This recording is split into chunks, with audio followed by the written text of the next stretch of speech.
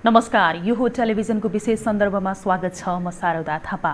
यति बेला देशमा 2/3 हाराहारीको सरकार रहेको छ, तर सरकारले भने जस्तो काम कारबाही गर्न सकेन, जनअपेक्षा अनुसार काम गर्न सकेन भनेर यति बेला दिन प्रतिदिन स्वतस्फूर्त रूपमा राजा आऊ देश बचाऊ लगायतका विभिन्न नाराहरू लगाएर स्वतस्फूर्त रूपमा विभिन्न संगठनहरू सडकमा उत्रिरहेका छन्। त्यस्तै गरी प्रमुख प्रतिपक्षी दल नेपाली कांग्रेसले पनि यति बेला शक्ति प्रदर्शन गरिसकेको छ सरकारको विरोधमा। सरकारले गरेको विभिन्न खालका काम कारबाहीहरूप्रति असन्तुष्टि व्यक्त गर्दै। त्यस्तै सत्तारूढ दल नेकपा भित्रकै विवाद एकदमै धेरै चुलिएको छ, जसले गर्दाखेरि आम नेपाली जो जनताहरूले अपेक्षा गरेका थिए यो हामीले विश्वास गरेको 2/3 सरकारले त अब केही गर्छ भनेर, तर केही गरेको छैन भनेर यति बेला सर्वत्र रूपमा आलोचना भइरहेको छ। यसै बीचमा नेपालमा संघीय संरचना अन्तर्गत अब एकदमै राम्रो काम हुन्छ भनेर जसरी जनअपेक्षा गरिएको थियो त्यो पनि भएको छैन। अहिले केन्द्र सरकार, त्यसै गरी प्रदेश सरकार र स्थानीय सरकार 3 तहको सरकार रहेको छ। 3 तहका सरकारले गरेको काम कारबाहीप्रति खासै उत्साहजनक रूपमा केही भन्नुपर्ने स्थिति यो समयसम्म आएको छैन। यिनै विषयमा कुराकानी गर्नको निमित्त हामी यति बेला विशेष सन्दर्भमा उपस्थित भइसकेका छौँ र यति बेला अझ तातो अर्को खबरको कुरा गर्नुपर्दाखेरि संवैधानिक परिषद सम्बन्धी अध्यादेश भर्खरै राष्ट्रपतिले अध्यादेश जारी गर्नुभएको छ संवैधानिक परिषद सम्बन्धी, जहाँ गणपूरक संख्या नपुगेको कारणले गर्दाखेरि पटक यो बैठक स्थगित भएको थियो र आज बस्ने भनिएको संवैधानिक परिषदको बैठक पनि अब के हुन्छ भन्ने कुरा अन्यलमै रहेको छ। यति बेला यो अध्यादेश सम्बन्धी परामर्शमा चाहिँ सबै नेताहरू लागि परिरहेको यति बेला चाहिँ समाचार आइसकेको छ र यिनै विषयमा कुराकानी गर्नको निमित्त आज हामीसँग हुनुहुन्छ प्रदेश सभा सदस्य दीपक निरौला, जो बागमती प्रदेश सभा सदस्य हुनुहुन्छ। हामी उहाँसँग कुराकानी गर्दैछौँ। दीपक निरौलाजीसँग यहाँलाई स्वागत छ कार्यक्रममा। धन्यवाद, नमस्कार। जस्तो अब अहिले प्रदेश सरकारको बारेमा अर्थात् केन्द्र सरकारको बारेमा, स्थानीय सरकारको बारेमा धेरै कुराहरू, असन्तुष्टिका कुराहरू आइरहेको हुन्छ। प्रदेश सरकारले त हाम्रो लागि केही गर्छ भनेर सबैले अपेक्षा गरेका थिए, तर प्रदेश सरकार किन निदाइरहेको छ? धन्यवाद। तिनै तहको सरकारको विषयमा त मैले कुरो उठाउनु छ। मूलतः म प्रदेशसँग सम्बन्धित भएको हुनाले प्रदेशको पनि आयो। मैले के मात्र अनुरोध गर्न चाहन्छु अथवा निवेदन गर्न चाहन्छु भनेदेखि अपेक्षा गरिएका पात्रहरूबाट पुरा नभइसकेपछि अलिकति असन्तुष्टि जस्तो देखियो भन्नुभयो, स्वाभाविक हो। लामो समयसम्म खास होइन जनप्रतिनिधिविहीन थियो। यसो भन्दा केन्द्रीय तहको नेतृत्व त हामीसँग निर्वाचित बढी त रहेको थियो, बिचमा केही समय ग्याप भए पनि, तर स्थानीय तहको चाहिँ थिएन। स्थानीय तहको नहुँदाखेरि विकास निर्माणका कुरा, जनतासँग प्रत्यक्ष सरकार राख्नुपर्ने खालका दैनिक कामका कुराहरू चाहिँ लामो समयसम्म ठप्पाउने खालको स्थिति बनेको थियो। त्यसैले धेरै कामहरूको यतिखेर अपेक्षा गरेको समय पनि हो। तर यो लगभग स्थानीय निकायको निर्वाचन भएको अहिले हामी 4 वर्ष सङ्घारमा आएका छौँ। यो बिचमा स्थानीय तहले कामै गरेका छैनन् त भन्ने ठाउँबाट सोच्ने हो भनेदेखि त्यो स्थानीय तहप्रति अन्याय हुन्छ। म फेरि अहिले प्रस्तुत गर्न त्यतातिर नजाउँ, लामो हुनसक्छ, तर धेरै कामहरू सम्पन्न भएका छन्। जति हुन सक्नु पर्थ्यो अथवा जति अपेक्षाकृत पूर्णता हुन सकेन होला त्यो दोस्रो कुराकानी हो, तर काम नभएको भन्ने विषयवस्तु त्यो रहेन र कार्यान्वयन गर्ने इकाइ अहिले पनि क्रियाशील अवस्थामा रहेको छ। र हामीले खास गरी एउटा कुरालाई तुलना गरेर हेर्न सक्छौँ। 72 सालको भुइँचालोमा जाँदाखेरि स्थानीय तहको निर्वाचन नभएर जति नहुँदाखेरिको त्यतिखेरको राज्यले गरेको मेहनतको प्रतिफल जनताले कति प्राप्त गर्न सकेका थिए र अहिले कोभिडको सन्दर्भमा स्थानीय तहका जनप्रति कति क्रियाशील भएर त्यसले दिएको चाहिँ प्रतिफल के हो त भन्ने ठाउँमा हामीले हेर्नु भने स्थानीय तहको भूमिकालाई हामीले त्यहाँनिर जान सक्छौँ र त्यो कामको प्रभावकारिता त्यहाँनिर देख्न सकिन्छ। र प्रदेश सरकारको कुराकानी आयो। सङ्घीय सरकार भनेको विभिन्न स्वरूप, शासकीय स्वरूप र विविध खालका रह्यो होलान्। अहिले सङ्घीयतामा हामी मोडालिटीमा आएका छौँ, यो एउटा पाटो हो। तर संहिताको मोडेलको अभ्यास नगरेको भने केन्द्रीय सरकारले बसेर काम गर्ने अभ्यास गरेको चाहिँ 200 वर्षको हाराहारीको हामीसँग अभ्यास छ। तर स्थानीय तहको भनेको पनि 100 वर्ष पुरा गरिसकेको छ। तर स्वयं प्रदेश सरकारको कुराकानी गर्ने हुँदा कति भयो त भन्दाखेरि 3 वर्षको बिचमा हो। यो बिचमा सरकारका चाहिँ काम कारबाहीका विषयवस्तुसँगको सङ्घको सरकारसँगको समन्वयका कुरा, तलसँग समन्वय कुरा, तल अधिकार प्रत्यायोजन गर्ने खालका कुरा, यी सबै खालका विषयवस्तु हामी सबैसँग नयाँ र नौलो छ। त्यस कारणले अधिकार प्रत्यायोजन समन्वय हुन नसकेको हो त। समन्वय हुन नसकेको भन्दा पनि कतिपय कानुनी प्रक्रियाहरू नै पुरा गर्नुपर्ने छ। कतिपय अवस्था हस्तान्तरणका विषयवस्तुसँग रहेका विषयवस्तु छन्। अनि कतिपय आयोजनाहरू केन्द्रीय सरकारले सञ्चालन गर्छ त्यो प्रदेशमा हस्तान्तरण हुनुपर्ने छ। तर त्यसलाई हस्तान्तरण गर्ने विधिका कुरामा हामीसँग समस्याका छन्। यो कानुनी कुराहरूको जटिलता पनि रहेका छन्। केही विषयमा अन्डरस्ट्यान्डिङ हुन सकेन होला, तर त्यसको समायोजन गरेर जाने खालको विषय त्यसैले हुँदैन भने त्यसैले 3 वर्षको अवधिको सरकारसँगबाट धेरै कुराहरू हामीले फुलफिल गर्न सक्दैनौँ, त्यो स्वाभाविक हो। तर बागमती प्रदेशमै केन्द्रित भएर खालको कुराकानी गर्ने हो भनेदेखि हामीले यो बिचमा हामीसँग रहेका कुराहरू गर्दाखेरि झन्डै 90 वटाको हाराहारीमा चाहिँ हामीले कानुन निर्माण गर्ने खालको प्रक्रियामा हामी चाहिँ अगाडि बढेका छौँ। अब अहिले लोकसेवाको चाहिँ आयोग गठन भएको छ। लोकसेवाले चाहिँ आवश्यक पर्ने कर्मचारीहरूको चाहिँ व्यवस्थापनको लागि अगाडि बढेको छ। समायोजनबाट आएका कर्मचारी हामीलाई फुलफिल भएनन्, कर्मचारीको आवश्यकता छ प्रदेश सरकारलाई। भर्खरै मात्र झन्डै 450 जतिको चाहिँ विज्ञापन गरेर लोकसेवा आयोगले अगाडि बढ्ने खालको स्थिति बनेको छ, कर्मचारीकै प्रक्रिया आउने खालको छ।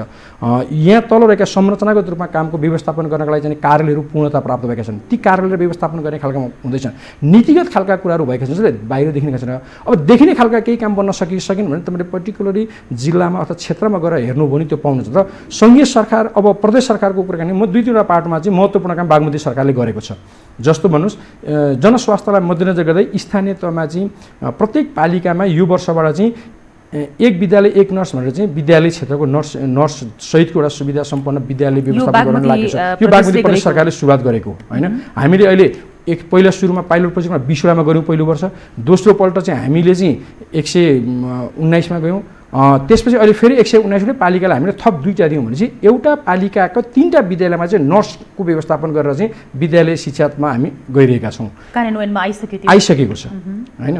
भनेपछि यो एउटा प्रक्रियामा गयो। मैले एउटा शिक्षा क्षेत्रमा र स्वास्थ्यमा हामीले गरेको कुरा नि त्यसै प्रदेश सरकारको 13वटा जिल्लामा प्रदेश अस्पताल थिएनन्, 8वटा जिल्लामा थिए, 5वटा जिल्लामा चाहिँ थिएन। जस्तो काठमाडौँमै पनि प्रदेश सरकारको आफ्नो अस्पताल थिएन, भक्तपुरमा थियो। कोभिडमा भक्तपुरमा मात्र एउटा प्रभावकारी कामलाई अगाडि बढाउने खालको थियो, यहाँ थिएन। भर्खरै केही दिन अगाडि जस्तो मलाई लाग्छ 15 दिन मात्र भयो चाहिँ प्रदेश सरकारलाई चाहिँ सङ्घीय सरकारले 5वटा जिल्ला काठमाडौँ लगायत 5वटा जिल्लामा चाहिँ प्रदेश अस्पताल चलाउने अनुमति दिएको छ। हामीले अस्पतालको स्तर उन्नति गर्ने खालका कुराहरूलाई चाहिँ अगाडि बढाएका छौँ। बाँकी 8वटा जिल्लाको जुन अगाडिदेखि चलाएका थिए त्यसलाई गरेका छौँ भनेपछि स्वास्थ्य क्षेत्रमा हामीले ती खालका काम गरेका छौँ। खेलकुद युवाको पार्टको कुरा, रोजगारीको कुराकानीसँग जोडेर भने चाहिँ अहिले 3 अर्ब रुपियाँको हामीले चाहिँ कोभिडले पारेको प्रभावलाई मध्यनजर गर्दै विभिन्न क्षेत्रमा चाहिँ उद्योग सञ्चालन गर्न चाहनेहरूको लागि चाहिँ 2% ब्याजमा चाहिँ दिने गरिकन चाहिँ कृषि विकाससँग एमओयू गरेर 3 अर्बको चाहिँ अहिले हामीले फन्ड अगाडि बढाएको छौँ। यो कार्यविधिको विषय भएको छ र अब कृषि विकास ब्याङ्कमा लोनमा लिन चाहनेहरूले त्यसलाई चाहिँ अगाडि बढाउन सक्ने खालको छौँ। हामी यसलाई पनि हामीले यो ठाउँबाट हामीले गर्ने खालको स्थिति बनेको छ। त्यसपछि प्रदेश सरकारले चाहिँ वातावरणीय खालको कुरालाई चाहिँ मध्यनजर गर्दै प्रदेशभरि र विक्रमसम्म 2085 वैशाख 1 गतेबाट चाहिँ विद्युतीय बस सञ्चालन गर्ने र सार्वजनिक यातायातहरूलाई चाहिँ विद्युतीय बनाउनुपर्छ भन्ने नीति भयो र यो कार्यान्वयन गर्ने खालको प्रक्रिया चाहिँ टेन्डर प्रक्रियाको क्रममा अन्तिम चरणमा अहिले प्रदेश सरकार पुगेको छ र यसको लागि चाहिँ लगभग 40वटा जति बस खरिद गर्ने भन्ने खालको ढङ्गले अगाडि बढेको छ। यो मूलतः यसमा चाहिँ काठमाडौँमा लगभग 25वटा जति बस चल्नेवाला छन्। काठमाडौँबाट हेटौडा धुलीखेलबाट हेटौडा छ, हेटौडाबाट चाहिँ नुवाकोट छ, काठमाडौँबाट चाहिँ नुवाकोट छ। यो ढङ्गले हामीले चाहिँ विद्युतीय बस सञ्चालन गर्ने वातावरणीय ढङ्गले हामीले काम गर्ने खालको छौँ। अर्को काठमाडौँ र हेटौडाको दूरीलाई चाहिँ छोटो बनाउनको लागि चाहिँ कुलेखानी भीमफेदी चाहिँ एउटा चाहिँ टनेल मार्गको कुराकानी अगाडि बढाएका छौँ, जसको निर्माण अवधिको प्रक्रिया चाहिँ झन्डै 42 महिना रहेको छ। यो पनि एउटा अध्ययनको फेज पार गरेर अगाडि जाने खालको र सम्भवतः हामी अर्को चैत वैशाख जेठसम्म त्यसको टेन्डरको पूर्ण प्रक्रियामा जान्छौँ। एउटा खालको टेन्डरको प्रक्रिया अगाडि बढेको छ, प्राविधिक काम भइरहेको छ, कामै भएन भन्ने खालको विषय छैन। तर यो सरकार बनेको अवधिको हिसाबले अत्यन्त छोटो भएको हुनाले पनि काम कारबाहीको कुरामा केही समस्याहरू छन्, यो स्वाभाविक हो। अब अर्को कुरा भनेको चाहिँ जस्तो बागमती प्रदेशको केन्द्र भागमा हुनुपर्ने राजधानी चाहिँ कुनामा सारेर प्रदेशसभा सदस्यहरू चाहिँ एकदमै मस्त निद्रामा परेका छन्, काम केही भएको छैन भन्ने खालको जनगुनासो पनि सुनिन्छ। तपाईँले यो कामहरूको चाहिँ यहाँनिर यो वर्णन गरिरहँदाखेरि आम जनताहरूले अनुभूत गरेका छन् यी कामहरूको किन गुनासो आउँछ? मैले अघि नै भने जोसँग अपेक्षा गरेको हुन्छ उसँग अलिक बेसी गुनासो हुन्छ स्वाभाविक। त्यसैले यो सरकारसँग धेरै अपेक्षा आम जनताको रहेको थियो, त्यस कारणले गुनासो आयो। त्यसैले यो गुनासोलाई मैले अन्यथा मान्नुपर्ने अवस्था रहेको छ। हामी कसैले मान्दैनौँ। मैले अघि नै भने जनप्रतिनिधिविहीन अवस्थामा रहेको थियो होइन, लामो समयसम्म हामी जनप्रतिनिधि नभएको संस्थाको रूपमा रहेको थियौँ। यसले गर्दाखेरि अपेक्षा स्वाभाविकमा बेसी हुने कुरो हो। अब जहाँसम्म राजधानीको विषयवस्तुमा एउटा ढङ्गले यो विषयान्तर भइसकेको विषयवस्तु पनि हो, तपाईँले फेरि उठाउनु भयो। मैले यति मात्र निवेदन गरौँ, राजधानी फिता नापेर सेन्टर मान्नुपर्ने जरुरीको विषयवस्तु होइन। सङ्घीय राजधानी जुन रहेको काठमाडौँ छ, यो नेपालको चाहिँ कुन चाहिँ सेन्टर भागमा छ त? आखिर यो त रहेको छैन। त्यसले गर्दाखेरि अहिले प्रदेशको राजधानी हेटौँडा राख्ने कुरो धेरै कारण छ। यसमा राजनीतिक कारण होला, त्यसपछि गएर चाहिँ सामरिक कारणहरू छन्, देशको सुरक्षासँग जोडेका कतिपय विषयवस्तुहरू पनि छन्। यी धेरै पक्षलाई जोडेर राजधानीको विषयवस्तु राखेको र क्षेत्रफलका हिसाबले गर्दाखेरि पनि त्यहाँ अब दूरीको कुराकानी गर्ने खालको कुरो काठमाडौँसँग तुलना गरेर गर्ने भने अहिलेको काठमाडौँबाट हेटौँडाको दूरी भनेको 3 घण्टाको। हामीले जुन मैले अघि नै उठाएको छु टनल मार्ग भन्छ, त्यो टनल मार्ग हामीले निर्माण गर्ने हो भने काठमाडौँ हेटौँडाको मार्ग भनेको जम्मा चाहिँ यातायातको साधनको कुरालाई प्रयोग गर्ने भने 1.5 घण्टाको विषयवस्तु भनेपछि यो आफैमा टाढाको विषयवस्तु होइन। हेटौँडा मकवानपुर जिल्ला भनेको चाहिँ 13वटा जिल्लामध्ये चाहिँ 7वटा जिल्लाले जोडिएको जिल्ला पनि हो हैन। यसले गर्दाखेरि यसलाई टाढाको विषयवस्तु बनाइनुपर्ने विषय यो संवैधानिक प्रक्रियाबाट टुङ्गेको विषयवस्तु पनि भएको हुनाले अब हामीले यतातर्फ बस गरिराख्नु औचित्य हुँदैन भन्ने लाग्छ। अब जस्तो बागमती प्रदेशको कुरा गर्ने भनेदेखि एकदमै केन्द्र प्रदेशको रूपमा पनि लिन्छ बागमती प्रदेशलाई हैन। यसले चाहिँ एकदमै राम्रो राम्रो काम गरेर अरू प्रदेशहरूलाई पनि एउटा सकारात्मक सन्देश छोड्नुपर्ने ठाउँमा चाहिँ बागमती प्रदेश आफै पनि चुकिरहेको छ। अनि त्यसैगरी बागमती प्रदेशले समेत बैठक नै राख्न सक्ने स्थितिमा पनि छैन भनेर पनि जनगुनासोहरू आइरहेको हुन्छ। यसमा कतिको सत्यता छ, तपाईँले के गर्नु भएको छ? मैले दुईटा कुरा भने अब बागमती सरकारले लिड गरेको मैले दुईटा उदाहरण दिन चाहन्छु। एक विद्यालय एक नर्स कार्यक्रम बागमती सरकारले अगाडि सारेको छ, यो अहिले अरू प्रदेशले पनि यसलाई चाहिँ अगाडि सार्ने गरेको छ र मलाई चाहिँ 1 नम्बर प्रदेशले यो कुरालाई पिछा गर्ने खालको स्थिति बनेको छ हैन। यो आफ्नै एउटा उदाहरणीय काम हो भन्ने लाग्छ। यो स्वास्थ्य र शिक्षा दुईटैसँग जोडेको विषयवस्तु छ। त्यसपछि गएर विद्युतीय बसको कुरा के भने प्रदेश सरकारले नै बागमती प्रदेशले नै यो विषयवस्तु उठान गरेको नीतिगत रूपमा पहिलो प्रदेश सभामा विद्युतीय बस वातावरणीय बसको कुराकानी गर्यो। यो कुरो चाहिँ प्रदेश सरकारले उठान गरिसकेपछि नै सङ्घीय सरकारको आएको छ हैन। त्यसपछि सङ्घीय सरकार आएको हो। सङ्घीय सरकारले बजेट विनियोजन गर्ने खालको कुरा त्यो कुरा अगाडि बढाउने खालको हुन्छ त्यसपछि आएको। प्रदेश सरकार टेन्डर गर्ने अन्तिम चुनाव पुगेको छ, टेन्डरको प्रक्रिया गरेर बस खरिद गर्ने प्रक्रियामा अगाडि गएको छ। सङ्घीय सरकार अब टेन्डरको लागि चाहिँ प्रक्रिया बल्ल सुरु गर्दैछ, अध्ययनको प्रक्रियामा रहेको छ भने चाहिँ यसले अन्य प्रदेशको लागि मात्र होइन सङ्घीय सरकारलाई पनि अनुसरण हुने खालका कामको चाहिँ यसले अगाडि बढाएको छ नि। यो त तथ्य नै हो नि त हैन। यसै छ। अब रह्यो बैठकको विषयवस्तु भन्छौँ, हाम्रो संवैधानिक कानुनी व्यवस्था छ एउटा संसदबाट चाहिँ अर्को संसद बिचको चाहिँ 6 महिनाको अवधि चाहिँ क्रस हुनु हुँदैन भनेको छ। अहिले हाम्रो प्रदेश सभाको बैठक चाहिँ गएको साउनको 7 गते जस्तो लाग्छ यदि म गलत छैन भनेदेखि। त्यो साउनको 7 को हिसाबले भनेको अब हामीले माघको 7 गतेभित्र हाम्रो संसद बस्नुपर्ने हुन्छ। माघ 7 गतेसम्म संसद बसेन भने पो बैठक बसेन भन्ने कुराको टिप्पणी गर्न पाइयो त। अनि त्यो त समय बाँकी नै छैन त, समय नै नबिकन बैठक बस्ने कुरा त भएन। त्यसैले हाम्रो प्रदेश सभाको बस्नको लागि समय बाँकी छ। त्यो समयभित्र नै माघ 7 भन्दा अगाडि नै प्रदेश सभाको बैठक विधिवत रूपमा सञ्चालन हुन्छ। भनेपछि 6 महिनामा एकपटक मात्र हो बस्ने होइन, 6 महिनाको अन्तरमा बस्नुपर्ने। हाम्रो बर्खे अधिवेशन समापन भएको साउनको 7 गते हो। अब हामीले बस्ने हिउँदी अधिवेशन हो भने हिउँदी अधिवेशन चाहिँ बर्खे अधिवेशन समापन भएको 6 महिना नाग्नु हुँदैन। भनेपछि 6 महिना नाग्ने कहिले भन्दा त माघको चाहिँ 7 गते नाग्ने हो बल्ल। भनेपछि हामीसँग अहिले त पुस नै आज टेकेका छन्, हामी भोलि बल्ल पुस लाग्दैछौँ भनेपछि त यो 1 महिनाको बिचमा प्रदेश सभाको बैठक प्रदेश सरकारले आह्वान गर्छ र बस्छ। अर्को कुरा भनेको चाहिँ जस्तो अब प्रदेश सरकार के को लागि रहेछ त भन्ने कुराहरूको बारेमा पनि धेरै नै तर्क वितर्क विश्लेषणहरू यो अहिले पछिल्लो समयमा चाहिँ भइरहेको छ क्या। जस्तो अब प्रदेश सरकारले पनि काम गर्न नसक्ने रहेछ, केन्द्र सरकारले जे भने त्यही मान्नुपर्ने, अर्थात् प्रदेशले गरेका निर्णय केन्द्रले नमान्ने, केन्द्रकै मातहतमा चल्नुपर्ने लगायतका विभिन्न खालको कन्ट्रोभर्सियल कुराहरू त आइरहेको हुन्छ नि हैन। यही बीचमा चाहिँ जस्तो प्रदेश सरकारले काम गर्न नसकेको कारण त संघीयतामाथि नै यति बेला प्रश्न उठेको छ नि, यो कुरालाई तपाईँ स्वीकार गर्नुहुन्छ? यो कुरा मैले स्वीकार गर्न आवश्यक ठान्दिनँ। यो तर्कको लागि तर्क गर्न त पाइयो। अब के कुरो चाहिँ प्रदेश सरकार चाहिँ सङ्घीय सरकार कुरो बाज्यो अथवा के कुरा मिलेन अथवा के चाहिँ गर्न सकेन भन्ने कुरामा चाहिँ आउनु पऱ्यो। संवैधानिक रूपमा हामीलाई अधिकार दिएका विषयवस्तुभित्र रहेर हामीले काम गर्ने कुराकानी हो भनेपछि त ती कामको विषय त क्रमशः जाने खालका मैले अघि नै भने कर्मचारी व्यवस्थापन कुराकानी यसका लागि संवैधानिक ढङ्गले हामीले लोकसेवाको कुराकानी गर्नुपर्ने हुन्थ्यो। लोकसेवाको कुराकानी गर्नको लागि सङ्घीय सरकारले गराउनु पर्ने कानुनको कुराकानी केही थिए, त्यो गएको चाहिँ अधिवेशनबाट भएर राष्ट्रपतिले त्यो कुरा अगाडि चाहिँ लालमोहर लगाएर त्यो कानुन अगाडि आउने खालको स्थितिमा प्रदेश सरकारले लोकसेवा आयोग गठन गर्यो र अहिले प्रदेश सरकारलाई आवश्यक पर्ने थप कर्मचारी व्यवस्थापनका लागि प्रदेश लोकसेवाले चाहिँ विज्ञापन गरेर प्रक्रिया अगाडि बढायो। काम त भएको छ, ढिलो त स्वाभाविक नै हुन्छ। मैले अघि भने 3 वर्ष भयो, 3 वर्षमा एकैचोटि सबै संरचना त पूर्णता प्राप्त गर्ने हुँदैन। यही बिचमा चाहिँ प्रत्येक जिल्लाबाट चाहिँ कामको व्यवस्थापन गर्ने गरी चाहिँ कार्यालय व्यवस्थापन गर्नुपर्छ भने प्रदेश सरकारले चाहिँ आफ्नो साङ्गठनिक संरचनाको चाहिँ पुनर्गठित गर्ने खालको स्थिति बनेको छ र प्रत्येक जिल्लामा चाहिँ सबै कार्यालयहरूको व्यवस्थापन गर्ने गरी अगाडि बढाउने खालको स्थिति बनेको छ। तर नीतिगत रूपमा यो खालको कुरालाई अगाडि बढ्छ। त्यहाँदेखि घर बनाउँदाखेरि पनि घरको फाउन्डेसन अथवा जग तलक राख्नु नजान्छ त घर बनेको संरचना देखिँदैन। तर जब हामी जमिन लेभलमा माथि जान्छौँ घरको एउटा स्वरूप चाहिँ देखिन्छ। होइन भनेपछि अहिले प्रदेश सरकार यो पल्टको प्रदेश सरकारले अथवा प्रदेश सभाले कानुन बनाउने र त्यसका व्यवस्थापकीय काम गर्ने खालको कुराकानीको चाहिँ यसको प्राथमिकताको विषयवस्तु त्यो खालको काम गरेछ। तर यसका अलावा दैनिक रूपमा जनतालाई दिनुपर्ने संविधानभित्र रहेर उसले प्राप्त गरेका अधिकारका विषयवस्तुलाई अगाडि बढाउने खालको काम गर्छ। ती विषयवस्तुलाई यसले आफ्नो कामको दायरा अगाडि बढाएको छ। हामीले हाम्रो दायराभन्दा बाहिर गएर नागेर काम गर्न मिलेन, दायराभित्रका हामीले कामहरूलाई अहिले सम्पन्न गरिरहेका छौँ।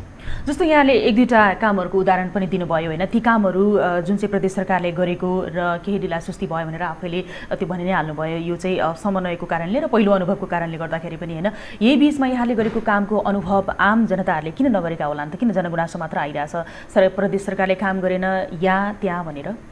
होइन, अब तपाईँले भनेको ठिक हो। किन आएको छ मैले भने लामो समयसम्म चाहिँ हामी प्रतिनिधिहरूले गरिनुपर्ने कामहरूको चाहिँ अभाव रहने खालको स्थिति बन्यो। मूलतः सर्भिस डेलिभरीको हिसाबमा रहेको स्थानीय तह चाहिँ हामीसँग रहेको थिएन। 20औं वर्ष रहने। यो कसको कारणले स्थानीय तह सरकार रहेन भन्दाखेरि त त्यतिखेरको अवस्थाको कुरा गर्ने भने तत्कालीन अवस्थामा शेरबहादुर देउवा प्रधानमन्त्री हुनुहुन्थ्यो। उहाँको सरकारको पालामा चाहिँ स्थानीय तहको कार्यवधि सक्यो, चुनाव गराएर प्रक्रिया अगाडि बढ्ने खालको उहाँले स्थिति बनाउनु भएन र संवैधानिक हिसाबले 1 वर्ष थप गर्न सक्ने अधिकार थियो। त्यो अधिकारलाई नेपाली काङ्ग्रेसको तत्कालीन सरकारले गर्न सकेन, जसले गर्दाखेरि लामो समयसम्म सरकार बिन थियो। त्यसैले जनताले त्यहाँबाट पाउनुपर्ने डेलिभरी नपाएन, असन्तुष्टि स्वाभाविक भयो। कामका चाङहरू बसे त्यो चाङ बस्ने खालको कारणले गर्दा ती कुरालाई क्रमशः हटाउँदै जाने खालको चाहिँ कम भयो।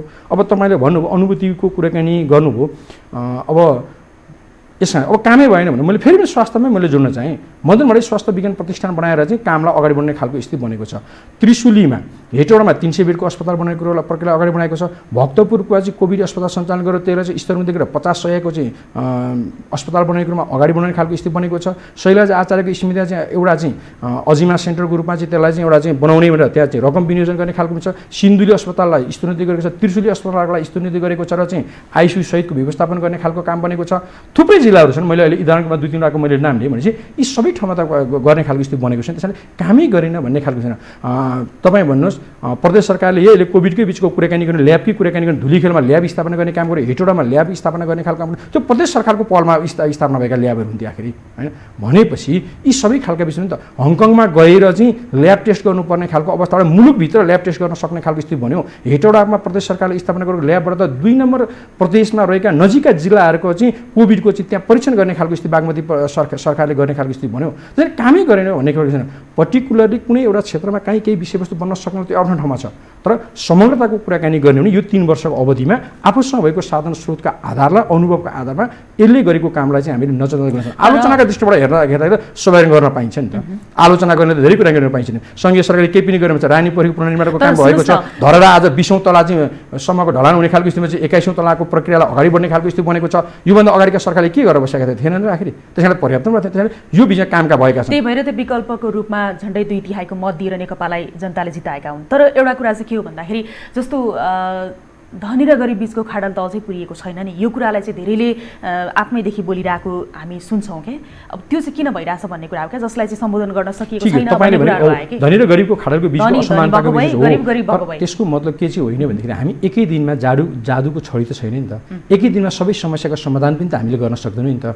हामी यहाँसम्म आइरहेको जन्मेर यो ठाउँसम्म आइपुग्दाखेरि त हामीले धेरै कपाल फुलाएका होला, धेरै अनुभव प्राप्त गरेका होला। एकैचोटि हामी म जन्मिने बित्तिकै मैले त पहिला त बोल्न जानेको थिइनँ नि त। मलाई बोल्नको लागि त समय लागेको थियो होला नि त। मैले केही कुरा सिक्नका लागि त मलाई समय लाग्यो नि त। म एकैचोटि हिँड्न सक्ने ठाउँमा त रहेको थिएँ नि। मैले चाहिँ टुकु हिँड्नुभन्दा अगाडि चाहिँ मैले चाहिँ धेरै अभ्यासहरू गर्दै गर्दै म सिधा उभिएर हिँड्ने सक्ने ठाउँमा पुगेँ होला नि त। भनेपछि त त्यो उभिएर जानुपर्ने ठाउँको एउटा धरातल बनाएको भएन। यो सरकारले बेसिक रूपमा गर्नुपर्ने कामहरू गर्न सकिसकेन। यो चाहिँ महत्त्वपूर्ण कुरा। हामीले बेसिक रूपमा गर्नुपर्ने कामहरूलाई चाहिँ अगाडि बढाएका छौँ, गरेका छौँ।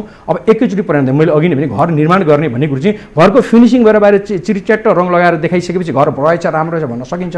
तर इन्जिनियरले गरेको ड्रइङ मात्र हेर्दा र जग मात्र खन्दा त घर बनेको देखिँदैन। तर जगको सुरुवातको काम चाहिँ गरेका छौँ। अर्को एउटा कुरा, बागमती प्रदेशका मुख्यमन्त्री डोरमणि पौडेलप्रति धेरैको चाहिँ असन्तुष्टि रहेको छ। डोरमणि पौडेलको काम के हो मुख्यमन्त्रीको भनेर चाहिँ प्रश्न गर्छन्। तपाईँ के भन्नुहुन्छ यसमा? अब मैले चाहिँ असन्तुष्टि स्वाभाविक रूपमा उहाँसँग धेरै मतभेदहरू हुन सक्छन्। मेरा पनि छन् आफ्ना खालका गुनासाहरू स्वाभाविक नै छ। तर संस्थागत रूपमा गुनासा गर्नुपर्ने खालका छन् कि छैन यो पहिलो कुरा नै हो। अब मैले यो अलिकति अमूर्त भयो ठ्याक्कै यो खालका विषयवस्तु भन्नुभयो भने अब मैले बुझेको विषय मैले त्यसलाई क्लियर गर्न चाहिँ सक्छु। ठ्याक्कै के कुरो चाहिँ हो त त्यो चाहिँ अब तपाईँले बुझेको कुरो चाहिँ के विषयमा असन्तुष्टि हो त? अब जस्तो उहाँको गतिविधिको कुराहरूलाई लिएर होइन, जस्तो तपाईँले विकासका कामहरू जति कुराहरू भन्नुभयो नि, त्यो कामहरूमा सायद अलिकति सुस्त भयो अर्थात् हुँदै भएन भन्ने आभास होला नि त। ठिक छ, विकास भएन, अब कुन चाहिँ विकासको विषयवस्तु भने त्यो चाहिँ भनिदिनु भने मैले यो चाहिँ कुरो चाहिँ अनि मैले स्वास्थ्य शिक्षा भने जस्तो शिक्षाको कुरा हेर्ने नेपालको अहिलेको संविधानले 12 कक्षासम्मको पढाइ चाहिँ स्थानीय तहसँग सम्बन्धित छ। तर हामीले स्थानीय तहसँग समन्वय होस्, स्थानीय तहलाई सजिलो होस् भन्नको लागि एक विद्यालय एक नर्स अन्तर्गत चाहिँ एउटा पालिकामा 3 जना नर्स पठाएर त्यो दरबन्दीसहित हामीले त्यसको स्यालेरी सहितको व्यवस्थापन गर्ने पनि दियौँ यो स्थानीय तहसँग। तर त्यो मूलद्वारा कसो दायित्व त 12 कक्षा त स्थानीय तहको कुराकानी हो, हामी त क्याम्पस तहको हो। अब हामीसँग रहेका क्याम्पसहरूको कुराकानी गर्ने हो भनेदेखि भनेको चाहिँ हामीसँग विश्वविद्यालय त हामी आफ्नै त छैन, हामीलाई अधिकार छ। तर अहिले केन्द्रीय सरकारसँग रहेका विश्वविद्यालयहरूकै कुरालाई चाहिँ हामीले सहयोग गर्ने ठाउँमा त्यो कामलाई बनाएको छ र विद्यालय सँगसँगै क्याम्पसको स्तर उन्नतिको लागि पनि हामीले चाहिँ आवश्यक सहयोग गर्ने काम चाहिँ अहिले पनि गरिरहेका छौँ होइन। शिक्षाको क्षेत्रको स्वास्थ्यको क्षेत्रको कुरा मैले अघि नै भने धेरैवटा चाहिँ प्रदेश सरकारका 8वटा अस्पताललाई स्तरोन्नति गर्ने कामलाई हामीले अगाडि बढाएका छौँ। हेटौँडा मात्र 300 चाहिँ अस्पतालको कुरो चाहिँ अगाडि बढाएको छ। मदन भण्डारी स्वास्थ्य विज्ञान प्रतिष्ठान मार्फत त्यो कामलाई अगाडि बढाउने खालको स्थिति बनेको छ। 5वटा जिल्लाहरू काठमाडौँ लगायतको 5वटा जिल्लामा प्रदेश अस्पताल थिएन, त्यो भर्खरै मात्र 15 दिन अगाडि मात्र सङ्घीय सरकारले अनुमति दिएको छ, प्रदेश सरकारले मागेको थियो। अब त्यसलाई स्तरोन्नति गरेर व्यवस्थापन गर्ने कुरामा हामी लाग्दैछौँ, स्वास्थ्यको स्तरमा हामीले गरेका छौँ। खेलकुदको पाटोको चाहिँ अहिले कोभिडको कारणले खेलकुदको कुरो चाहिँ हाम्रो रूपमा चाहिँ सबै नैतिर ठप्प रहेको अवस्था छ। हामीले नि केही बजेट व्यवस्थापन गर्ने खालको गरेका थियौँ, जिल्ला खेलकुदहरूको चाहिँ संयन्त्र बनेका थिए तर काम गर्न सक्ने खालको थिएन। यो कोभिडको कारणले परिस्थिति सिर्जना भएको छ, तर त्यसको काम पनि गरेका छौँ। महिला बालबालिका महिला स्वास्थ्यकै कुराकानी गर्नु छ भनेदेखि चाहिँ क्यान्सर पीडितहरूको लागि चाहिँ एउटा खालको सहयोग गर्ने खालको प्रक्रिया अगाडि बढेका छौँ। गङ्गालाल अस्पतालसँग चाहिँ एमओयू गरेर अगाडि बढ्ने खालको एउटा खालको अगाडि गइरहेको छ। त्यसै महिलाको पाठेघर क्यान्सरको विषयसँग जोडेको विषयवस्तुलाई चाहिँ चितवनको भरतपुर चाहिँ क्यान्सर अस्पतालसँग चाहिँ एमओयू भएको छ। त्यो उपचारको प्रक्रियालाई हामीले एउटा खालको विषयवस्तुलाई अगाडि बढाउने खालको छ। मुख्यमन्त्री स्वास्थ्य कार्यक्रम भनेर चाहिँ बिमाको कुरालाई अगाडि बढाउने खालको स्थिति बनेको छ। यी कामहरू पनि हामीले ती कुराहरूलाई अगाडि बढाएका छौँ। भौतिक पूर्वाधार निर्माणको कुरा मैले अघि पनि भने प्रदेशको चाहिँ सँग जोडिने चाहिँ सुरुङ मार्गको विषयवस्तु अगाडि बढाएको छौँ। वातावरणकै खालको कुरा चाहिँ विद्युतीय बसका कुरालाई अगाडि बढाउने खालको स्थिति बनाएको छ। त्यो नीतिलाई अगाडि सार्ने खालको स्थिति बनेको छ, कार्यान्वयनको प्रक्रियामा अगाडि बढेको छ। हेटौडाबाट चाहिँ काठमाडौँ जानका लागि सहज हुनको लागि चाहिँ बाटा चौडा गर्ने खालका कामहरू बनेको स्थिति बनिरहेका छन्। भने विभिन्न जिल्लामा चाहिँ त्यसलाई चाहिँ हामीले चाहिँ निर्माणका चरणलाई चाहिँ अगाडि बढाउने निर्माणको चरणको यो जुन कामहरूको जुन संरचनाको कुराहरू गरिरहनु भयो, गरिरहँदाखेरि चाहिँ जस्तो प्रदेश नम्बर 3 भित्रै भनौँ बागमती प्रदेशभित्रै चाहिँ धेरै त्यस्ता चाहिँ भूकम्पपछि पनि त्यो खालको एउटा हुन्छ नि प्राकृतिक विपत्ति आउँदाखेरि चाहिँ बस्नै नसक्ने स्थानहरू स्थितिहरू अहिले पनि यो वर्ष पनि धेरै देखियो। त्यो ठाउँको लागि चाहिँ के भयो त? सबैभन्दा बढी त्यहाँ आम सर्वसाधारणको आक्रोश पनि थियो। सिन्धुपाल्चोकको विषयमा प्रदेश सरकारले एउटा विषयलाई एड्रेस गरेको छ र अगाडि बढाउने खालको प्रक्रिया अगाडि बढाएको छ। तर फेरि पनि सिन्धुपाल्चोकको त्यो ठाउँमा जहाँ भएको छ त्यतिखेर पनि गरिएको स्थितिको कुराकानी हो त्यो बस्ती बस्न अयोग्य ठाउँ भनेर भनेको छ। हामीले बस्ती स्थानान्तरणको कुराकानी गर्नुपर्छ, तर हामी आम रूपमा तल सहमति जनाउने खालको स्थिति अहिले पनि बनेको छैन। त्यसैले प्रदेश सरकार अहिले पनि बस्ती स्थान गरेर जानुपर्छ भन्ने कुरामा कटिबद्ध छ र अगाडि जान चाहिरहेको छ। हामीले तत्काल त्यतिखेरको अवस्थामा मुख्यमन्त्री सहितको टोली त्यहाँ गयो, भ्रमण गर्यो। तत्कालीन अवस्थाको राहतको स्वरूपलाई चाहिँ त्यहाँ चाहिँ प्रदान गर्नुपर्ने रकमहरू व्यवस्थापन गर्ने खालको काम चाहिँ प्रदेश सरकारले गरेको छ। सिन्धुपाल्चोकको विषयमा गर्दै नगरेको भन्ने विषय जस्तो होइन। अब अर्को कुरा जस्तो यहाँले भनि नै हाल्नुभयो जादुको छडी त होइन हामीले आजको भोलि रातारात जादु नै निकाल्न सक्ने भनेर होइन। यही बिचमा चाहिँ जस्तो नेपालमा विदेशबाट छिमेकी मुलुकहरूबाट कोही प्रतिनिधिहरू जस्तो इन्डियाका प्रधानमन्त्री मोदी नै नेपाल आउँदा होस् या अन्य देशहरूबाट पाहुना कोही आउँदा होस्, रातारात बाटो चम्काउने काम हुन्छ। जादुको छडी पनि यदि चाह्यो भने त निकाल्न सकिने रहेछ भन्ने उदाहरण लिएर काम गर्न सकिँदैन त? अन्यथा अर्थ नलागोस्। हामीले हाम्रो व्यावहारिक जीवनमा जाउँ, हामीले हाम्रो घरमा कुनै कार्य गर्न लाग्यौँ, चाहे विवाह गर्न लाग्यौँ, चाहे व्रतबन्ध गर्न लाग्यौँ अथवा कुनै पूजा गर्न लाग्यौँ, हामीले हाम्रो घरको कामलाई अरू सबै कुरा छोडा पनि सरसफाइको रङ रोगनको काम गर्छौँ। यो त गर्छौँ नि, किन बाहिरबाट पाहुना आउँदै हुनुहुन्छ, त्यस कारण उहाँहरू आउँदाखेरि यसलाई व्यवस्थित गर्नुपर्छ हुन्छ। यो हाम्रो नेपालीको संस्कार हो नि त। अनि एउटा विधि कि हामी केही नबेचो दरिद्र जस्तोपन देखाउँदाखेरि चाहिँ हाम्रो राम्रो हुन्छ, त्यसले राम्रो मेसेज दिन्छ, देशको गरिमा त्यसले बढाउँछ। त्यसैले यो आलोचनाले गरेको आलोचना यो आजका विषयवस्तु त हिजो देखेको विषयवस्तु हुन्छ। त्यसैले अस्थायी रूपमा कहिलेकाहीँ यस्ता विषयवस्तु हुन्छ।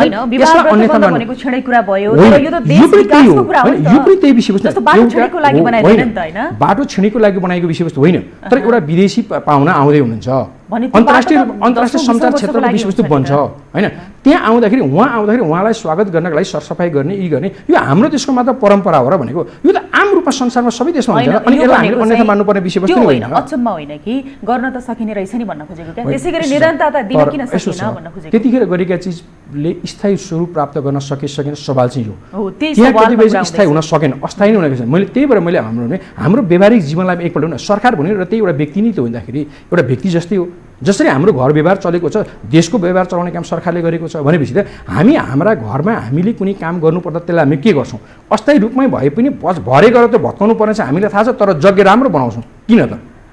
यज्ञसँग कम्पेयर गर्न मिल्छ भने यो विकासको यो त्यही हो। त्यस कारण अन्तर्राष्ट्रिय रूपमा आउने मान्छे आइरहेका छन्, विदेशी आउँछ, विश्वव्यापी रूपमा मान्छेले त्यसलाई हेरिरहेको विषयवस्तु बनेको हुन्छ। अनि त्यतिखेर चाहिँ कि हामीले चाहिँ एकदम चाहिँ केही नभए चाहिँ दरिद्र चाहिँ दर्दनाक अवस्था देखाएर बस्नुपर्ने हो हाम्रो देशले चाहिँ, त्यस्तो त होइन नि त। सम्पन्न मुलुकहरूले पनि त त्यो चाहिँ हामीले छिमेकी मित्र राष्ट्र चाहिँ भारतमै पनि अमेरिका र चाइनाका राष्ट्रपतिहरूले जस्तो होइन, अमेरिका या चाहिँ चाइनाका राष्ट्रपतिहरूको चाहिँ भ्रमण हुँदाखेरि स्वयं भारत होइन धेरै सक्षम र सबल राष्ट्र हो नि त, तर उसले पनि त त्यो स्वागतका लागि चाहिँ अस्थायी रूपमा चाहिँ कामहरू गरिरहेको हुन्छ, त्यसले गरिरहेको छ। त्यो चर्चाको विषय हुन्छ पनि त, स्वाभाविक हो। पाहुनालाई सत्कार गर्ने कुरो त हाम्रो संस्कार हो, हाम्रो संस्कृति हो, यसमा आलोचना गर्नुपर्ने विषयवस्तु नै रहँदैन। आलोचना होइन, त्यसैगरी निरन्तरता किन दिन सकिँदैन भन्ने सवाल होइन, स्वाभाविक नै त्यो त भइरहेको विषयवस्तु छ नि त। कामका गतिविधिले त लिएका छन् अहिले छ नि त। ल तपाईँ अहिले नै भन्नुहोस्, एयरपोर्ट रातारात एयरपोर्टको चाहिँ काम गरेर रातभरि काम गरेर चाहिँ यो एयरपोर्ट चाहिँ यही केन्द्रीय एयरपोर्ट टर्मिनल भवनलाई चाहिँ व्यवस्थित गर्ने काम सङ्घीय सरकारले गरेन र गरेको छ।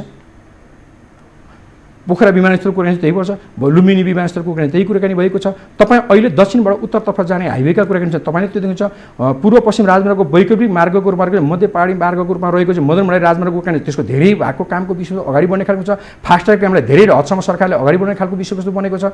धेरै कामहरू भएका छन्। उत्तर दक्षिण नेपालबाट चाइनासँगको कुराकानी गर्छन्। चाइनासँगका बोर्डरमा चाहिँ एउटा चाहिँ हामीसँग रहेको एउटा बोर्डर भनेको अरण्यको राजमार्गको रूपमा रहेको चाहिँ तातो पानी बोर्डरको चाहिँ एउटा नाका अलिक व्यवस्थित, बाँकी अरू नाका त्यति व्यवस्थित हुने छैन। तर अहिले अरू 5वटा थप नाकाहरूलाई चाहिँ व्यवस्थित गरेर बाटोलाई फराकिलो बनाएर जाने खालको स्थितिमा छ। भारतबाट चाहिँ नेपाल प्रवेश गर्ने चाहिँ सडकहरूलाई चाहिँ ठुला बनाउने र फराकिलो बनाएर व्यवस्थित बनाउने खालको अहिले पनि भइरहेका छन्। त्यसले पूर्णता प्राप्त गर्ने खालको स्थिति बनेको छ।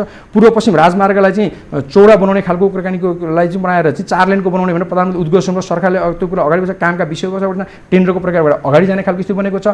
तपाईँ थानकोटको जामलाई चाहिँ व्यवस्थित गर्नको लागि चाहिँ यात्रालाई सहज भन्नको लागि नागढुङ्गामा चाहिँ एउटा चाहिँ अन्डरग्राउन्डको चाहिँ जुन टनल मार्गको कुरा छ त्यसको कामले गति लिने खालको स्थिति बनेको छ। यही कोटेश्वरको कुराकानी छ, त्यहाँनिरको कामकोलाई चाहिँ अलिकति सहज बनाउनको लागि अर्को खालको प्रक्रिया अगाडि बढाउनु परिसकेको छ।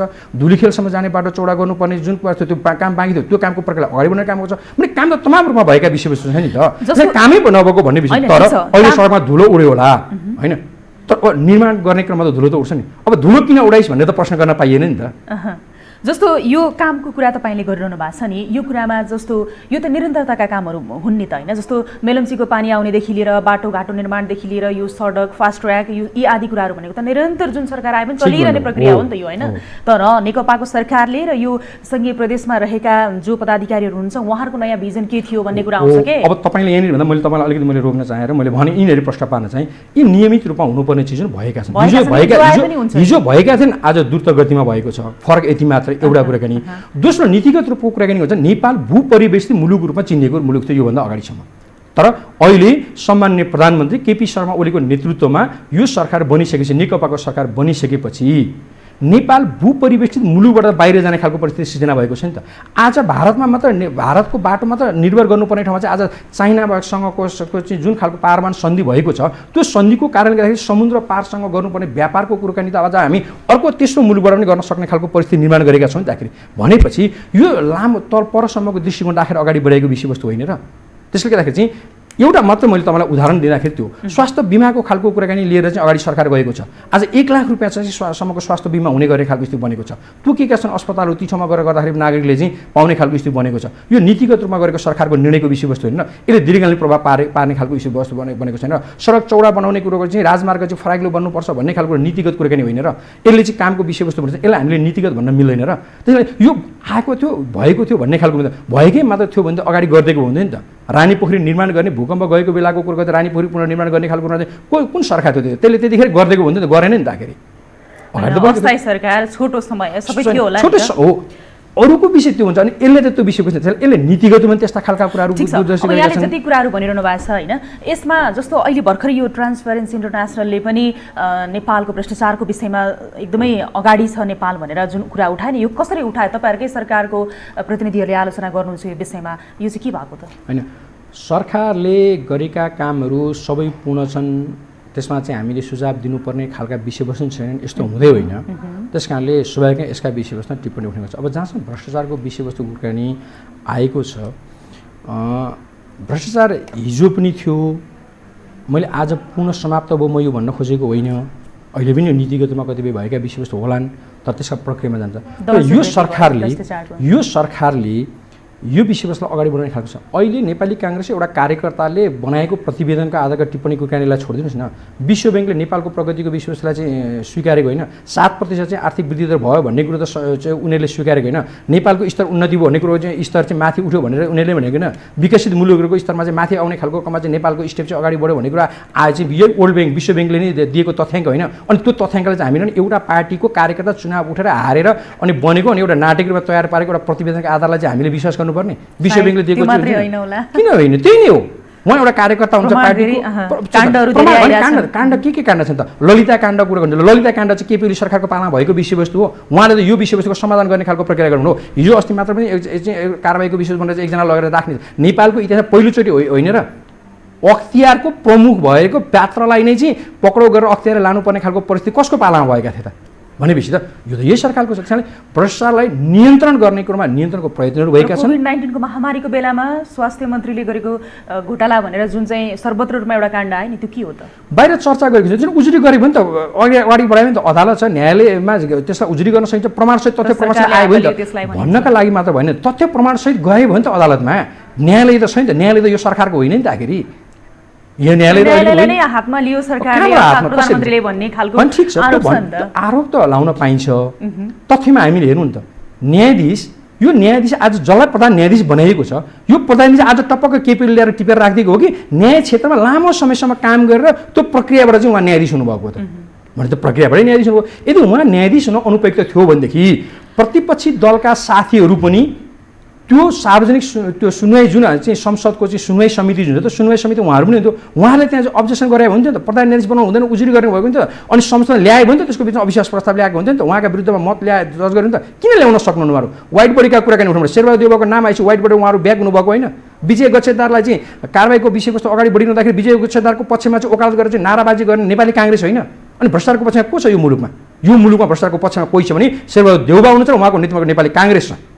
तर फेरि भ्रष्टाचारलाई संरक्षण गर्ने, भ्रष्टाचारीहरूलाई संरक्षण गर्ने भनेको प्रधानमन्त्री केपी शर्मा ओली नै हो भनेर यति बेला आरोप किन लागिरहेछ? उहाँले गरेका राम्रा कामबाट मान्छेलाई जलन भएको छ, कारण यति हो। अब हामी पार्टीको कुरा गर्छौँ होइन, अब यो नेकपाको विवाद चरम उत्कर्षमा पुगेको छ। अब कहिले मिल्छ या मिल्दैन, फुट्छ या फुट्दैन भन्ने जनचासो अत्याधिक मात्रामा रहेको छ। अब यो नेकपा विवाद मिल्छ कि फुट्नुको विकल्प छैन, के लाग्छ यहाँलाई? अब नेकपाको म एउटा सामान्य कार्यकर्ता हुँ होइन, अब मैले ती सबै ठाउँबाट मैले नभन्नु, तर हामीलाई लागेको मैले अपेक्षा के गर्छु भनेदेखि हाम्रा नेताहरूले यो पार्टीको यो आन्दोलनको नेपाली जनताको भावना, कार्यकर्ताको भावनालाई आत्मसात गर्नुहुन्छ र सबैका उहाँहरूको बिचमा काम गर्ने सिलसिलामा भएका गरेका कमी कमजोरीलाई उहाँहरूले आफूले आत्मसात गर्नुहुनेछ र आफ्ना कमजोरीलाई सबैले स्वीकार गरेर एकताबद्ध भएर अगाडि जाने नेपाली जनताको जुन चाहना छ त्यो चाहनालाई फेरि पनि तुषारपात हुने ठाउँमा उहाँहरू पुग्नुहुन्न भन्ने कुरो चाहिँ मैले विश्वास गर्छु। भनेपछि मिल्नुहुन्छ? मिल्नु पर्छ, तर दुई अध्यक्षको एकअर्काप्रतिको कटाक्ष हेर्दाखेरि त मिल्ने जस्तो देखिँदैन नि होइन? अब त्यो ठाउँमा अहिले उहाँहरू रहेको छन्, तर ती विषयवस्तुलाई तथ्यका आधारमा छ। अध्यक्ष पुष्पकमल दाहालले केही विषयवस्तुहरू उठाउनु भएको छ, उहाँले ती विषय राख्नुभयो। त्यसपछि प्रधानमन्त्री एवं अर्का अध्यक्ष, प्रथम अध्यक्षले, दोस्रो अध्यक्षले उठाएका विषयवस्तुलाई चाहिँ आफ्ना कुराहरू सहित उहाँले ती कुराहरू पनि दिनुभएको छ, छलफल गर्छ। अब धेरै योगदान गरेर आउनुभएका नेताहरू त्यहाँभित्र हुनुहुन्छ, उहाँहरू 2 जना मात्र हुनुहुन्न। त्यसकारण उहाँहरूले विवेक पुर्याएर यो फैसला गर्नुहुन्छ र पार्टीलाई फेरि पनि एकतापूर्ण ढङ्गले अगाडि बढाउने खालको कुरोमा चाहिँ अगाडि बढ्छ भन्ने कुरोको म विश्वस्त छु। जस्तो यो पार्टीभित्रकै गुटुपुगुटहरू चलिरहेको बेलामा, विवाद चर्किरहेको बेलामा राष्ट्रपतिको भूमिका पनि खासै राम्रो भएन भन्ने खालको आरोप पनि लागिरहेछ। मैले यो प्रश्न चाहिँ किन पनि गरेँ भने भर्खरै मात्र राष्ट्रपतिले यो संवैधानिक परिषद सम्बन्धी अध्यादेश जारी गर्नुभएको छ होइन। यो विषयमा चाहिँ तपाईँ के भन्नुहुन्छ? यो संवैधानिक परिषद सम्बन्धी अध्यादेश जारी गरेको विषयमा राष्ट्रपति आज भर्खरै बसेको बिहान बसेको सङ्घीय क्याबिनेटले निर्णय गर्यो भन्ने बाहिर अब मैले पनि यहाँ आउँदै सुने होइन। त्यसभित्र के छ नि त्यो मलाई थाहा भएन, केही अनुमान गर्न सकिन्छ होइन। तर म तपाईँलाई यति भनौँ, राष्ट्रपति आफै चल्छ कि चल्दैन? राष्ट्रपति चल्नका लागि त्यसमा संवैधानिक प्रक्रिया, राष्ट्रपतिले सरकारले गरेर आएको निर्णयकोलाई चाहिँ सार्वजनिक गरिदिने काम न हो। त्यो त राष्ट्रपतिको आफ्नो होइन नि त। राष्ट्रपतिले बसेर निर्णय गरेर मैले आज यो अध्यादेश जारी गरेँ भन्नुभएको होइन नि त। सरकारले निर्णय गरेर ल्याएको कुराकानी गर्नुभयो। अनि राष्ट्रपतिको कामै त्यही हो नि त। अनि उहाँले आफ्नो काम गर्दाखेरि उहाँलाई विवादमा तान्नुपर्ने विषयवस्तु के हो राखेर? तर पटक पटक विवादमा राष्ट्रपति तानिरहनु भएको छ। त्यो जबरजस्ती तान्ने प्रयत्न, पार्टीको विवादमा उहाँ कहाँ हुन्छ? उहाँ एउटा नागरिक हो। हिजो राष्ट्रपति हुनुभन्दा अगाडि नेकपा एमालेको नेता हुनुहुन्थ्यो। नेपालको कम्युनिस्ट आन्दोलनको पृष्ठभूमिबाट उहाँ यो मुलुकमा आउनुभएको एउटा पात्र हो। उहाँ राजनीतिभन्दा बेखबर हुनुहुन्न। त्यस कारणले गर्दाखेरि चाहिँ उहाँका पनि आफ्ना परिवार छन्, साथीभाइ छन्, सबै छन्। अब भेटघाट त हुन सक्छ नि त। उहाँले कसैसँग भेट्नै नहुने, प्रतिपक्षसँग भेटेको चर्चा हुन्छ, सत्ता पक्षमा भेटेको अलिक बेसी चर्चा हुन्छ, त्यो स्वाभाविक खालको होला। तर अब कसैलाई भेट्नै हुँदैन भन्ने खालको त के हो? अनि मूर्ति होइन नि त राष्ट्रपति त, कुनै रोबोट होइन नि त राष्ट्रपति भनेको त। मानव हो, मान्छे हो, भेटघाट त हुन्छ, कुराकानी हुन्छ, छलफल समय परिस्थिति हेरेर गर्नुपर्ने होला नि त होइन। अनि समय परिस्थिति भनेको के हो र? त्यो त सबैलाई भएको छैन त। अवस्था उहाँले कसैलाई भेट्न नदिएको विषयवस्तु, कसैलाई भेट्न चाहन्छु भन्ला अनि नभेट्नु, त्यो त भेट्न पाइयो त भेटिन्छ नि। त्यसमा यस्तो यो कुरा। अनि उहाँले चालेका कदम चाहिँ संवैधानिक छन् कि छैन भन्दाखेरि उहाँले गरेका सबै निर्णयहरू चाहिँ सरकारले गर्यो। उहाँ आफैले सरकारले गरेको निर्णयभन्दा बाहिर गएर उहाँले निर्णय गर्नुभयो भने चाहिँ अनि राष्ट्रपति आफू खुसी चल्यो भन्न पाइयो। त्यतिखेर चाहिँ गैर संवैधानिक कदम हो भन्न पाइयो। होइन, संवैधानिक कदमबाट अगाडि बढेका खालका कुरालाई, चालेको कुरालाई चाहिँ यो संवैधानिक भएन भन्नु चाहिँ मैले त्यस्ता कुतर्क गर्नेहरूसँगको विषयका सवाल जवाब गर्नुपर्छ जस्तो लाग्दैन। अब जस्तो 2 अध्यक्ष बीचको विवाद चरम उत्कर्षमा पुगिरहँदाखेरि जस्तो प्रचण्ड नेपाल भयो होइन, ओली पक्ष भयो, यो विवाद चलिरहँदाखेरि चाहिँ प्रधानमन्त्रीज्यूले नै केही समय अगाडि अब नेतृत्व नयाँ पुस्तालाई हस्तान्तरण गर्नुपर्छ भन्ने अभिव्यक्ति पनि दिनुभएको थियो होइन। तपाईँहरू तयार हुनुहुन्छ? उत्साहित किन हुनुहुन्न तपाईँहरू? यो युवा पुस्तालाई नेतृत्व हस्तान्तरण, नयाँ पुस्तालाई हस्तान्तरण गर्नु केपी ओलीको नयाँ मुद्दा नै होइन। होइन, यो पुरानो मुद्दा हो।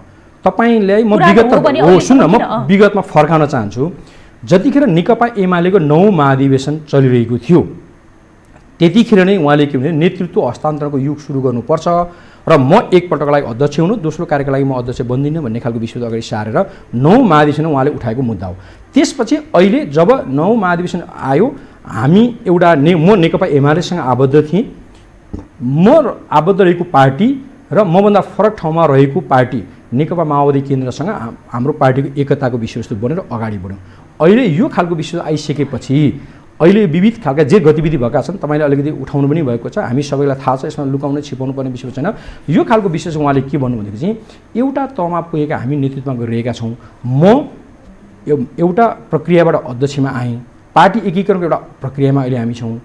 महाधिवेशन केन्द्रीय कमिटीले चैतमा हामीले महाधिवेशन गर्ने, चैतको अन्तिममा महाधिवेशनको मिति पनि तय गरेको छ। त्यस कारणले गर्दाखेरि त्यो मितिसम्मलाई यो प्रक्रिया गरेर महाधिवेशन गरौँ र सहज ढङ्गले एउटा प्रक्रियाबाट चाहिँ नेतृत्व हस्तान्तरण गर्ने प्रक्रिया छौँ र म नेतृत्वबाट बिदा लिन्छु। अर्को को साथी नेतृत्वमा आउने उहाँहरू तपाईँहरू तयारी हुनुहोस् र प्रक्रियाबाट अध्यक्षमा आउनुहोस्। सकेसम्म यो प्रक्रियामा आइरहँदाखेरि हामी पुरानो जसले हिजो पार्टीको लामो समयमा नेतृत्व गरेका साथीहरू छौँ, यो पुस्ताले नेतृत्व गर्नुभन्दा पनि हामी सल्लाहकारको रूपमा अभिभावकको भूमिका निर्वाह गर्ने ठाउँ पुग्छ र नयाँ पुस्तालाई चाहिँ दिएर जाउँ भन्ने खालको विषय चाहिँ उहाँले उठाउँछ। त्यसैले नयाँ पुस्तालाई अथवा युवा पुस्तालाई हस्तान्तरण गर्ने कुरो केपीओलीको चाहिँ उहाँले जतिखेर उहाँ अध्यक्ष नेकपा एमालेको अध्यक्ष हो त्यतिखेरै उठाएका मुद्दा हुन् र उहाँ यो मुद्दामा अहिले पनि क्रियाशील हुनुहुन्छ, लागिरहनु भएको छ र युवा नेतृत्वलाई स्थापित गर्ने कुरो उहाँको चाहिँ दिन गनेर बस्नुभएको छ। तर त्यसको लागि तुरुन्तै ओलीजीले राजीनामा दिन पर्यो नि त भनेर चाहिँ नेकपाकै नेताहरूले भन्नुहुन्छ नि त फेरि। अनि ठिक छ, उहाँहरू नेतृत्वले राख्नु भएको विषयवस्तुलाई मैले धेरै टिप्पणी नगरौँ, तर म यति मात्र भनौँ, नेतृत्व हाम्रो पार्टीको नेतृत्व निर्माणको प्रक्रिया महाधिवेशन हो नि त। आज मङ्सिरको अन्तिममा बसेका छौँ, हाम्रै पार्टीका जसले माग गर्नुभएको छ उहाँ नै नेताहरूले नै निर्णय गरेर चैतमा चाहिँ महाधिवेशन गर्ने भन्नुभएको छ।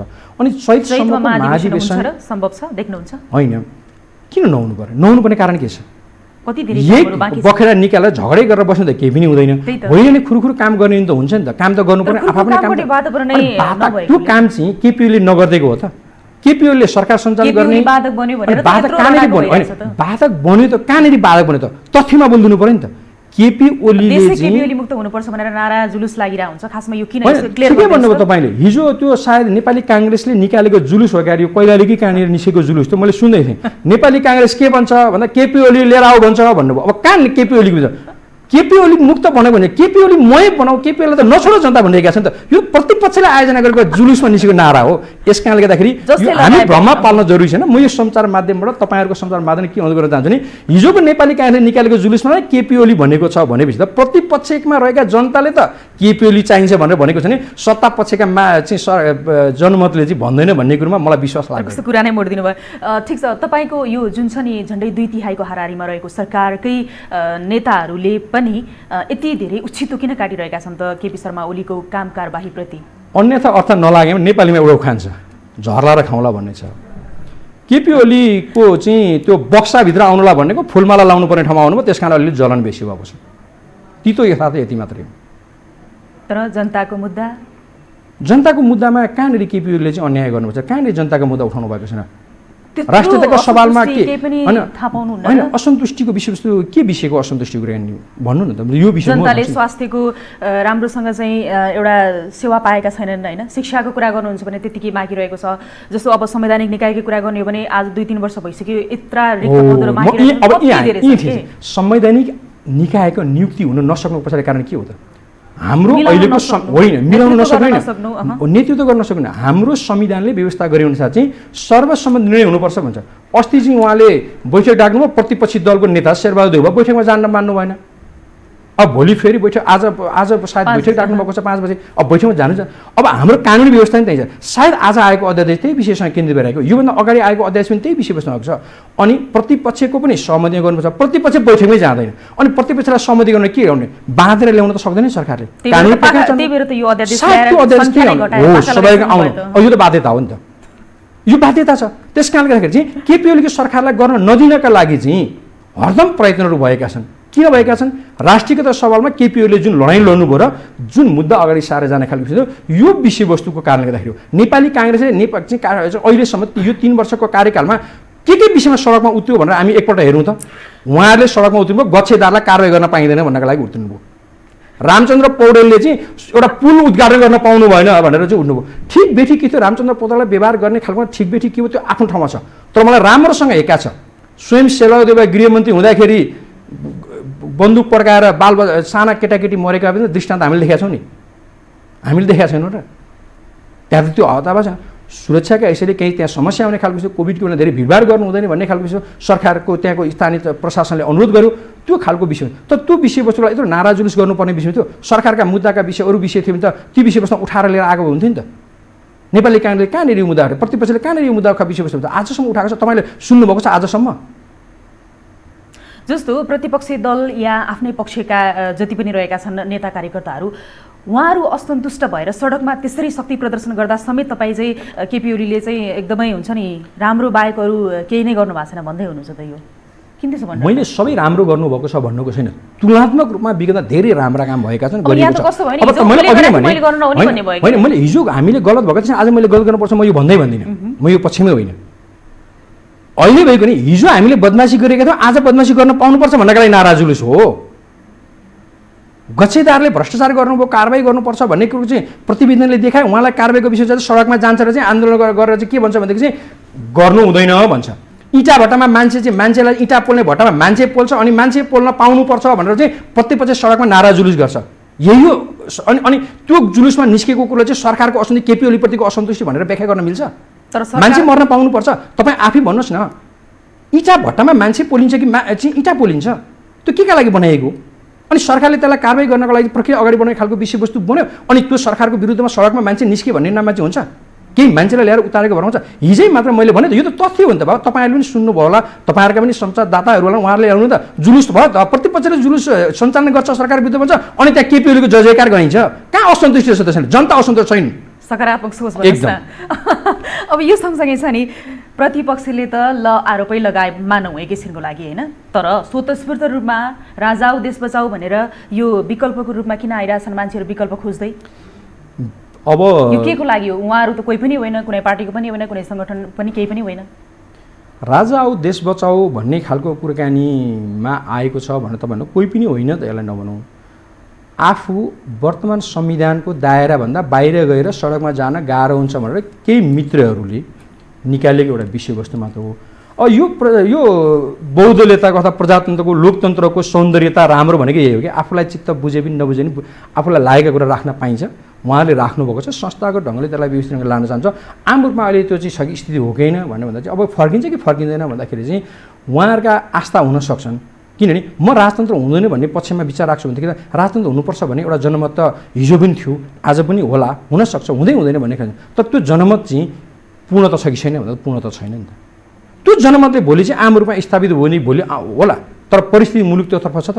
राजतन्त्र रहँदा र अहिलेको अवस्थाको तुलना गर्ने खालको विषय गरौँ न, के कुरा किन छैन? आम रूपमा परिवर्तन छैन त। स्वतन्त्रताको कुराकानी हिजो राजतन्त्रमा थियो र आज छैन त। यो उकालो त हिजो राजाका विरुद्धमा नारा जुलुस हुँदाखेरि चाहिँ के हुन्थ्यो भने थुनिन्थ्यो, टाउका गनिन्थ्यो होला, टाउकाको मूल्य तोकिन्थ्यो होला, तर आज त्यो स्थिति छैन नि त।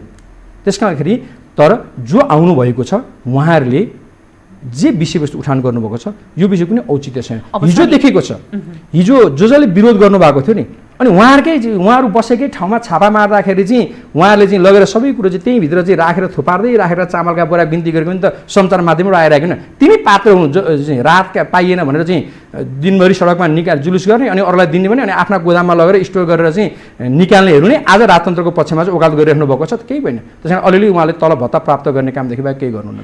अब केपी ओलीको विकल्प खोज्नै पर्छ भनेर चाहिँ एकदमै लागि परिरहेको तपाईँले एकदमै धेरै देखिरहनु भयो होला होइन? कोही त्यस्तो हुनुहुन्छ केपी ओलीको विकल्प?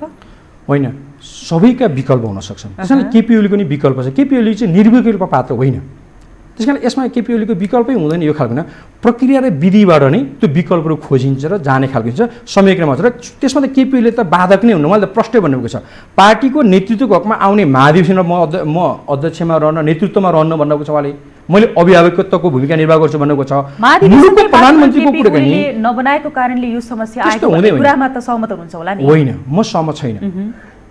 हाम्रो पार्टीले आजसम्म बैठक बसेर महाधिवेशन हुँदैन भन्ने फैसलै गरेको छैन। त्यस कारणले केपी ओली त्यसको बाधक होइन। भनेपछि अब विकास निर्माणको काममा तपाईँहरू एकदम मजाले अगाडि बढ्नुहुन्छ अबको दिनमा? बढिरहेका छ, प्रतिबद्धता तपाईँहरू। यहाँलाई समय र विचारको लागि धेरै धेरै धन्यवाद। यो अवसर दिनुभयो, तपाईँहरूलाई पनि धन्यवाद। दर्शकवृन्द, हामी यति बेलासम्म विशेष सन्दर्भमा कुराकानी गरिरहेका थियौँ बागमती प्रदेश सभा सदस्य दीपक निरौलासँग समसामयिक विषयमा। यिनै कुराकानीसँगै आजको लागि विशेष सन्दर्भको समय सकियो। यो टेलिभिजन हेर्दै गर्नुहोला। सारौदा थापा बिदा हुन्छु। नमस्कार।